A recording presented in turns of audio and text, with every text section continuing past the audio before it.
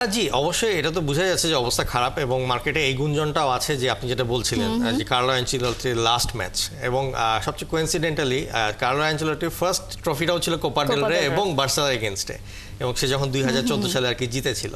তো I think এটা আসলে আপনার যদি ট্রফি যদি চিন্তা করে তাহলে এটা একটা খুব শিওর শট কার্লো অ্যানচেলত্তির জন্য যে শেষটা যাওয়ার সময় যাতে একটা ট্রফি তারা উপহার দিয়ে যেতে পারে। তো এই মার্কেটটা এখন এই গরম করাটার কারণটা হচ্ছে যে যেই প্রেশারটার মধ্যে দিয়ে রিয়াল মাদ্রিদ যাচ্ছে এই প্রেশারটা যদি অপোনেন্টকে মাঠে নামার আগে দিয়ে দিতে পারে তাহলে তারা নিজেরাও একটু রিলিফ থাকে। তারা বেশ কিছু ট্যাকটিক্স এখানে নিচ্ছে যেটা কিনা ইন জেনারেল প্রফেশনালিজমের মধ্যে পড়ে না, যে ধরেন যে রেফারি এগেনস্টে কিছু বলা ম্যাচের আগে বা ডিনারটা বা প্রেস কনফারেন্সটা বয়কট করা, এগুলো আসলে প্রফেশনালিজমের মধ্যে পড়ে না। বাট যেহেতু তারা একটা সাইকোলজিক্যাল গেম খেলছে, চেষ্টা করছে যেন এখান থেকে কিছু একটা বের করতে পারে।